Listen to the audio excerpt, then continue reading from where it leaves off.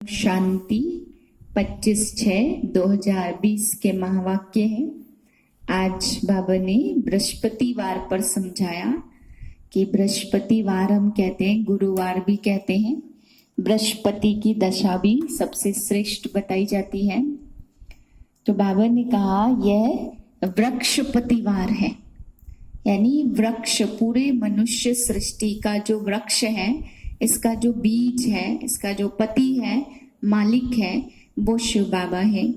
तो वृक्षपतिवार माना परमात्मा शिव का दिन, इसलिए कहा गया इस दिन परमात्मा को जो खुश करेगा उसके ऊपर बृहस्पति की दशा बैठेगी, जो सबसे अच्छी दशा है।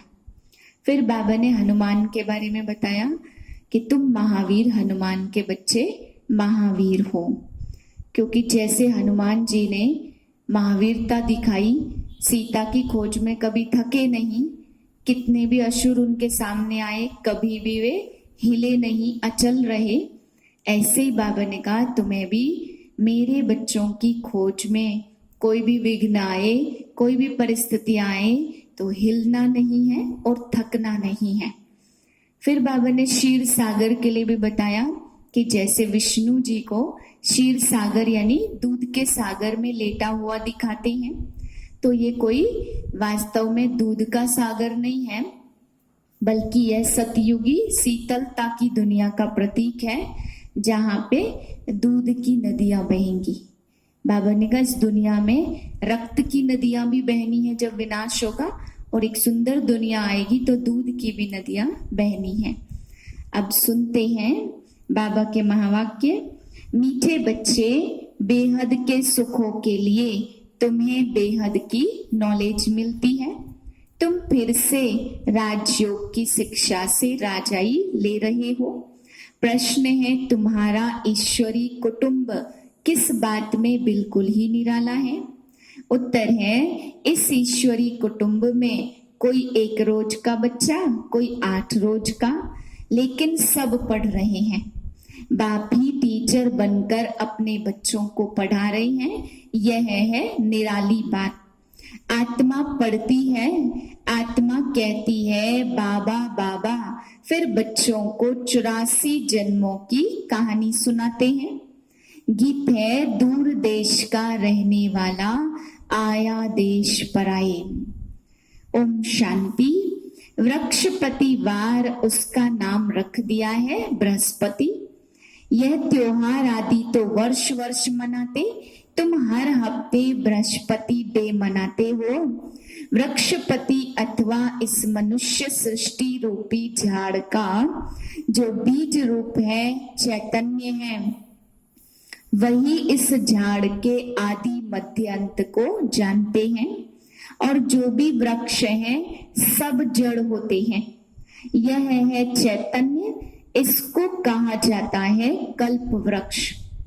इसकी आयु है 5000 वर्ष और यह वृक्ष 4 भाग में है। हर चीज 4 भाग में होती है। यह दुनिया भी 4 भाग में है। अब इस पुरानी दुनिया का अंत है, नई दुनिया आनी है।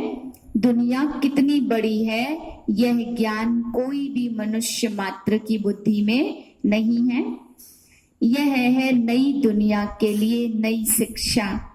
फिर नई दुनिया का राजा बनने के लिए अथवा आदि सनातन देवी देवता बनने के लिए शिक्षा भी नई है। भाषा तो हिंदी है। बाबा ने समझाया जब दूसरी राजाई स्थापन होती है तो उनकी भाषा अलग होती है। सतयुग में क्या भाषा होगी सो बच्चे थोड़ा थोड़ा जानते हैं। आगे बच्चियां ध्यान में जाकर बतलाती थी, वहां कोई संस्कृत नहीं है। संस्कृत तो यहाँ है ना, जो यहाँ है वह फिर वहां नहीं हो सकती।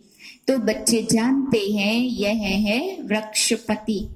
उनको फादर रचता भी कहते हैं झाड़ का। यह है चैतन्य बीज रूप। वह सब होते हैं जड़। बच्चों को सृष्टि के आदि मध्य अंत को भी जानना चाहिए। इस समय नॉलेज न होने के कारण मनुष्यों को सुख नहीं है। यह है बेहद की नॉलेज जिससे बेहद का सुख मिलता है। हद की नॉलेज से काग विष्ठा के समान सुख मिलता। बाप कहते हैं यह ज्ञान का सागर निराकार है। निराकारी तो बच्चे आत्माएं भी हैं, लेकिन सबको अपना अपना शरीर है। बाकी कोई भी मनुष्य आत्मा को ईश्वर नहीं कह सकते, बाबा नहीं कह सकते। ये बाबा ने अंडरलाइन करवाया कि किसी भी मनुष्य को बाबा नहीं कह सकते, केवल भगवान परमात्मा के अलावा। यूं तो गांधी को भी बापूजी कहते थे, म्यूनिसिपालिटी के मेयर को भी फादर कह देते हैं, परंतु वह फादर हैं सब देहधारी। तुम जानते हो हमारी आत्माओं का बाप हमको पढ़ाते हैं। बाप घड़ी घड़ी कहते हैं अपने को आत्मा समझो। बाप आकर पढ़ाते भी हैं आत्माओं को। यह है ईश्वरीय कुटुंब। यहाँ बाबा ने कहा कोई छोटा हो या बड़ा हो, कोई 2 रोज का हो चाहे 8 रोज का हो, सभी पढ़ते जरूर हैं और सभी एक समान ही पढ़ते हैं। बाप सबको पढ़ाते रहते हैं, जो जो जानते जाएंगे पढ़ाते रहेंगे। पहले पहले तो समझाना यह है, 2 बाप है ना, एक लौकिक दूसरा पारलौकिक। बड़ा तो जरूर पारलौकिक बाप हो गया जिसको भगवान कहा जाता। तुम जानते हो अभी हमको पारलौकिक बाप मिला है और किसी को भी यह पता नहीं है। धीरे धीरे सब जानते जाएंगे। तुम बच्चे जानते हो हम आत्माओं को बाबा पढ़ाते हैं। हम आत्माएं ही एक शरीर छोड़ दूसरा लेंगी, ऊंच ते ऊंच देवता बनेंगी। ऊंच ते ऊंच बनने के लिए आए हैं। कई बच्चे चलते चलते ऊंचे ते ऊंची पढ़ाई को छोड़ देते हैं। किन्हीं कारणों से पढ़ाई छोड़ देते हैं। किसी न किसी बात में संशय आ जाता या माया का कोई तूफान सहन नहीं कर सकते, काम महाशत्रु से हार खा लेते। मुख्य पढ़ाई छोड़ने का कारण बाबा ने बताया, काम महाशत्रु से हार खा लेते हैं। काम महाशत्रु के कारण ही बच्चों को बहुत सहन करना पड़ता है। बाप कहते कल्प कल्प तुम अबलाएं माताएं ही पुकारती हो। कहते हैं बाबा हमको नगन होने से बचाओ। बाप कहते याद के सिवाय और कोई रास्ता नहीं है। याद से ही बल आता जाएगा। माया बलवान की ताकत कम होती जाएगी। बाप कहते हैं याद के सिवाय और कोई उपाय नहीं है। फिर तुम इस माया से छूट जाएंगे। ऐसे बहुत बंधन से छूटकर आते हैं। फिर अत्याचार बंद हो जाता। फिर आकर शिव बाबा से ब्रह्मा द्वारा बातचीत करते हैं। यह शिव बाबा के आगे बैठे हैं। याद से ही विकर्म विनाश होंगे। अपने को आत्मा समझ बाप को याद करना है। यही शिक्षा मिलती है। बाप से मिलने आओ तो भी अपने को आत्मा समझो। अपने को आत्मा समझ ही याद करना है। यह तो एक ही मेहनत है सिर्फ याद की। यह बहुत सहज ते सहज भी है और बहुत डिफिकल्ट ते डिफिकल्ट भी है। बाप को याद करना इससे सहज कोई बात नहीं है। बच्चा पैदा हुआ और मुख से बाबा बाबा निकलेगा ना। बच्ची के मुख से माँ माँ निकलेगा। आत्मा ने फीमेल का शरीर धारण किया। फीमेल माँ के पास ही जाएगी। बच्चा अक्सर करके बाप को याद करता तो वर्षा भी मिलता। देह अभिमानी होंगे तो वर्षा पाने में मुश्किलात होगी। बाप कहते मैं बच्चों को ही पढ़ाता हूँ। बच्चे भी जानते हैं कि हम बच्चों को बाप पढ़ाते, यह बातें बाप के सिवाय कोई भी बता न सके। उनके साथ ही भक्ति मार्ग में तुम्हारा प्यार था, तुम सब आशिक थे उस माशुक के। सारी दुनिया आशिक है एक माशुक की। परमात्मा को सब परम पिता भी कहते हैं, बाप को आशिक नहीं कहा जाता। बाप समझाते तुम भक्ति मार्ग में आशिक थे, अभी भी है बहुत, परंतु परमात्मा किसको कहा जाए इसमें बहुत मूंझते हैं। गणेश हनुमान आदि को परमात्मा कह एकदम मूझ गए हैं। सारा सूत ही मुझा दिया है, सिवाय एक के कोई इस धागे को सुलझा न सके। कोई की ताकत नहीं है, बाप ही आकर बच्चों को समझाते।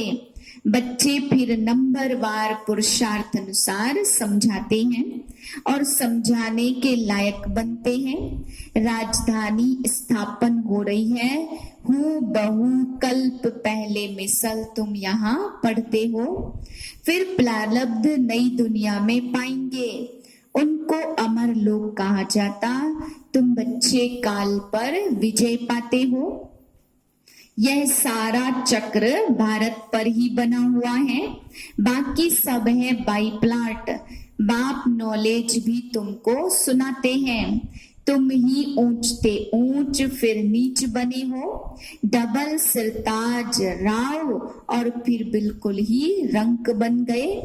अभी भारत रंक भिखारी है, प्रजा का प्रजा पर राज्य है। 5 विकारों रूपी रावण पर हर एक जीत पाते हैं। तुम योग में रहते हो, वास्तव में तुम बच्चे ही सच्चे सच्चे महावीर हनुमान हो।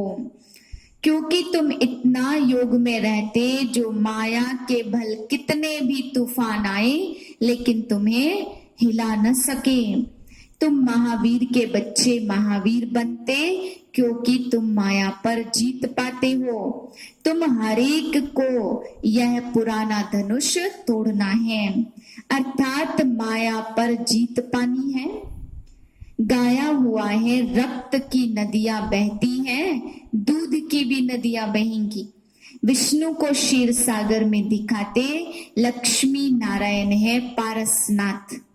उनका फिर नेपाल तरफ पशुपति नाम रख दिया है एक ही विष्णु के 2 रूप, पारसनाथ पारसनाथिनी। वह है पशुपति नाथ पति और पशुपति नाथ पत्नी। उसमें विष्णु का चित्र बनाते और लेक भी बनाते हैं।